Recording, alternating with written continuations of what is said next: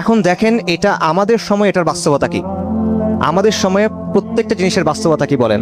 একটা একটা করে আমরা বলি যে তাওহীদের কথা যদি আমরা বলি, তাওহীদ জানা, বোঝা, মানা এবং এটার দিকে আহ্বান করা, এটার অর্থ কি দাঁড়ায়? তাওহীদের দুটো শিক্ষা আছে, তাওহীদের দুটো অংশ আছে, একটা হলো কুফর বিত তাগুত আর একটা হলো ঈমান বিল্লাহ। সকল মিথ্যা ইলাহকে অস্বীকার করা এবং এক আল্লাহর ইবাদত করা। ওয়ালাকাদ বাআসনা ফি কুল্লি উম্মাতির রাসূলান আন ইয়াবুদুল্লাহা ওয়াজতানিবুত তাগুত। আল্লাহ আযজা ওয়া জাল বলতেছেন, আমি প্রত্যেক উম্মতের কাছে রাসূল প্রেরণ করেছি এই মর্মে যে তোমরা এক আল্লাহর ইবাদত করবা এবং তাগুতকে অস্বীকার করবা। আল্লাহ আযজা ওয়া জাল বলতেছেন, লা ইকরাহা ফিদ-দীন ক্বাদ তাবায়্যানার রুশদু মিনাল গাই ফামান ইয়াকফুর বিত-তাগুতি ওয়া ইউমিন বিল্লাহ ফাকাদ ইসতামসাকা বিল উরওয়াতিল উসকা লা ইনফিসামা লাহা। যে দিনের মধ্যে কোনো জোর জবরদস্তি নাই, সত্য এবং মিথ্যা স্পষ্ট হয়ে গেছে, অতঃপর যে তাগুতকে প্রত্যাখ্যান করলো এবং আল্লাহর উপর ঈমান আনলো, সে এমন একটা দৃঢ় রশি ধরে নিল যেটা থেকে সে বিচ্ছিন্ন হবে না কখনো। এই দৃঢ় রশি কি? তাওহীদ। ঠিক আছে, তার মানে হলো তাওহীদ জানা, বোঝা, মানা এবং এটা থেকে আহ্বান করার অর্থ হলো প্রথমত তাগুতকে অস্বীকার করা, তারপর হলো এক আল্লাহকে ইবাদতের যোগ্য একমাত্র সত্তা হিসেবে গ্রহণ করা। মালিক, খালেক, ইলাহ প্রত্যেকটা ক্ষেত্রে একমাত্র আল্লাহ আযজা ওয়া জালকে গ্রহণ করা। তাগুত মানে কি? এখন শাব্দিকভাবে তাগুত মানে হলো সীমা লঙ্ঘনকারী। ইসলামী পরিভাষায় তাগুত মানে হলো মিথ্যা ইলাহ, এমন কেউ যাকে আল্লাহর বদলে ইবাদত করা হয়, অথবা এমন কেউ যার উপর এমন কোনো বৈশিষ্ট্য আরোপ করা হয় যেটা একমাত্র আল্লাহর জন্য খাস এবং সে এটাতে সন্তুষ্ট হয়, সে হলো তাগুত। উদাহরণ দেখেন, উদাহরণ দেখলে বোঝা সহজ হয়। রব হলেন আল্লাহ আযজা ওয়া জাল। এখন ফিরাউন বলছিল, আনা রাব্বুকুমুল আলা, আমি হলাম তোমাদের সবচেয়ে শ্রেষ্ঠ রব, সর্বোচ্চ রব। ফিরাউন দাবি করছিল। ফিরাউন তাগুত। জীবন এবং মৃত্যু দেন কে? আল্লাহ আযজা ওয়া জাল। নমরুদ ইব্রাহিম আলাইহিস সালামের সাথে যখন তর্ক করতেছিল তখন সে বলতেছিল, আমি তো জীবন দেই, আমি মৃত্যু দেই। নমরুদ তাগুত। রিজিকের মালিক কে? আর রাজ্জাক কে? আল্লাহ। কিন্তু কেউ যদি এখন বলে যে সে রিজিক দিতে পারে, কেউ যদি বলে সে আরোগ্য দিতে পারে, তাহলে কেউ যদি বলে সে সন্তান দিতে পারে, কোনো সাধু বলল, কোনো পাগলা বলল, কোনো বাবা বলল, তারা কি? তারা তাগুত। বিধানদাতা আল্লাহ, ইনিল হুকমু ইল্লা লিল্লাহ আমার আল্লাহ তা'বুদু ইল্লা ইয়্যাহ। বিধান শুধুমাত্র আল্লাহর, আল্লাহ তোমাদের আদেশ করতেছেন তোমরা আল্লাহ ছাড়া আর কারো ইবাদত করবা না। এখন কেউ যদি বলে যে না, আল্লাহ এটা বলছেন, আমরা নিজেদের মতো করে বানাবো, আমরা নিজেদের মতো করে শাসন চালাবো, আমরা নিজেদের মতো করে বিধান চালাবো, শাসনের ক্ষেত্রে আল্লাহর কথার মূল্য নাই, নাউজুবিল্লাহ।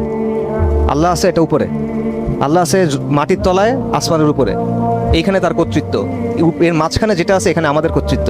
এটা যে বলতেছে সে আল্লাহর কর্তৃত্বে হস্তক্ষেপ করতেছে কিনা, করতে চাচ্ছে কিনা, পারবে না কিন্তু চাচ্ছে কিনা, সে আল্লাহর কর্তৃত্বকে চ্যালেঞ্জ করতেছে কিনা, সেটাকে অস্বীকার করতেছে কিনা, সে তাগুত। যে আল্লাহর বদলে বিধানদাতা হয়, যে আল্লাহর বদলে আইন প্রণয়ন করে, যে আল্লাহর বদলে শরীয়ত প্রণয়ন করে, তাশরী করে, ইস্তিবলাল করে, পরিবর্তন করে দেয়। আল্লাহ একটা জিনিস দিয়ে দিয়েছেন বাধ্যতামূলক, সেটা বদলে অন্য কিছু দিয়ে দিল, তারা তাগুত।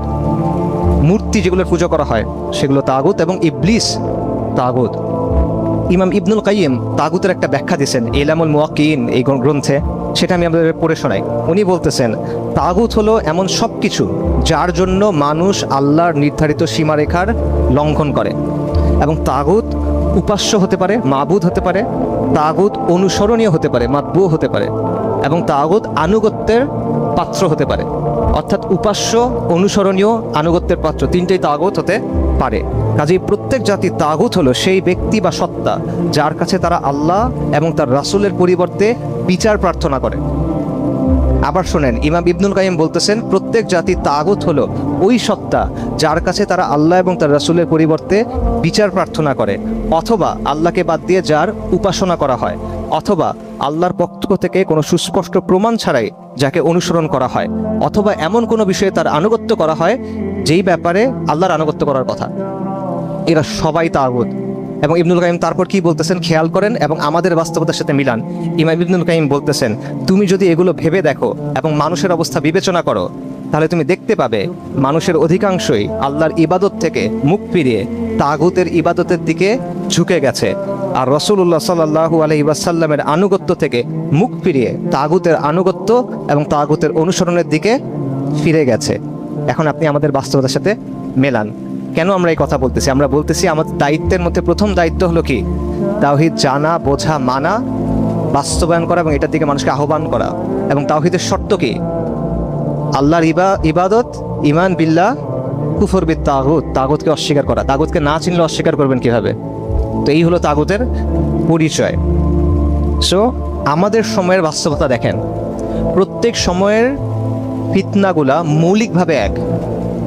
মৌলিকভাবে এক, ইমান এবং তাওহীদের ফিতনা এগুলা, অথবা সীমা লঙ্ঘনের ফিতনা, কিন্তু ম্যানিফেস্টেশন মানে বহিঃপ্রকাশটা একটু ভিন্ন হয়। সো ইব্রাহিম আলাইহিস সালামের সময়, ইব্রাহিম আলাইহিস সালামের যুগের মানুষেরা শিরক করতো কিভাবে? তারা মূর্তির পূজা করত। রাসূলুল্লাহ সাল্লাল্লাহু আলাইহি ওয়াসাল্লামের সময়ে তারা শিরক করতো কিভাবে? তারা ইলাহ হিসেবে একমাত্র আল্লাহকে গ্রহণ করতো না। তারা বলতো আল্লাহ খালেক। আল্লাহ কোরআনে বলছেন যে কুরাইশ স্বীকৃতি দিত যে তাদেরকে সৃষ্টি করছেন আল্লাহ। কুরাইশ স্বীকৃতি দিত যে দুনিয়া এবং এর মধ্যে যা কিছু আছে এগুলোর মালিককে আল্লাহ, কিন্তু তারা ইবাদতটা শুধু আল্লাহর জন্য করতো না। কেন? লিয়ুকাররিবুনা ইলাল্লাহি যুলফা। কারণটা হলো আমরা এদের ইবাদত করি যাতে করে এরা আমাদের আল্লাহর নিকটবর্তী করে। মানে ভালো নিয়ত আছে ওদের নিয়তটা ভালো, সে আল্লাহর নিকটবর্তী হইতে চায়। এই জন্য সে লাত, মানাত, উজ্জা, হুবাল এগুলার ইবাদত করে, এগুলোর সামনে সিজদা দেয়, এগুলোর সামনে গিয়ে পশু জবাই করে। কুরাইশের অবস্থা ছিল এটা। কুরাইশকে আল্লাহ কি বলছেন? তারা কি মুশরিক নাকি মুমিন? মুশরিক। আর বর্তমানের অবস্থা কি বলেন? বর্তমানের অবস্থা হলো আল্লাহকে স্বীকার করে আল্লাহ খালেক, আল্লাহ রাজ্জাক, কিন্তু আপনি আল্লাহ যে বিধান দিছেন সেই বিধান বাস্তবায়ন করবেন না। কেন? কুরাইশ মানে নাই কারণ তারা আল্লাহর নিকটবর্তী হতে চাইছিল। আর বর্তমান সময়ে মানা হয় না কারণ আপনি দুনিয়াতে সাফল্য চান। কুরাইশের নিয়ত ভালো ছিল না আপনার নিয়ত ভালো? আপনার চেয়ে কুরাইশের নিয়ত ভালো ছিল। নাউজুবিল্লাহ। আপনার বলতে আমাদের বর্তমান অবস্থার চেয়ে কুরাইশের অবস্থা এই অর্থে বলতে হয় যে ভালো ছিল, কারণ তার উদ্দেশ্য হলো আল্লাহর নিকটবর্তী হওয়া, নৈকট্য অর্জন করা। আর আমাদের এখানে আপনি যে ফিরিঙ্গিদের আইন নিছেন, ব্রিটিশদের আইন নিছেন, ফরাসিদের আইন নিছেন, আমেরিকার আইন নিছেন, জাতিসংঘের আইন নিছেন, কেন নিছেন বলেন? কিসের নৈকট্য অর্জনের জন্য? দুনিয়াটা পাওয়ার জন্য, আর তো কিছু না। আমেরিকা রাগ করবে এই জন্য, আর তো কিছু না। এই জন্যই তো আপনি নিছেন। সো সেই অর্থে কুরাইশের নিয়ত বলতে হবে যে এর চেয়ে কম খারাপ ছিল। সো এই বাস্তবতাটা বোঝা। কাজেই আমাদের সময়ে এই তাওহীদের দাবিটা কি, মিল্লাতে ইব্রাহিমের দাবিটা কি, আমাদের সময়ে আপনি দেখবেন দুটা জায়গায় এখনো আগের মতো সমস্যা হয়। প্রথম সমস্যা হলো যে কিছু ব্যক্তি জীবিত অথবা মৃত তাদের ক্ষেত্রে এমন বৈশিষ্ট্য আরোপ করা হয় যেটা আল্লাহর জন্য সুনির্দিষ্ট।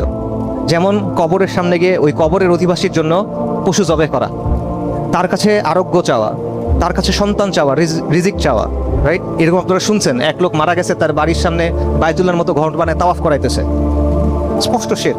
সো এই জিনিস কিন্তু বর্তমানে এখনো আছে, একেবারে নাই এমন না। সো এই বাস্তবতা আপনার স্বীকার করতে হবে। সো এই শিরকের বিরুদ্ধে আপনার বলতে হবে, প্রথম দায়িত্ব।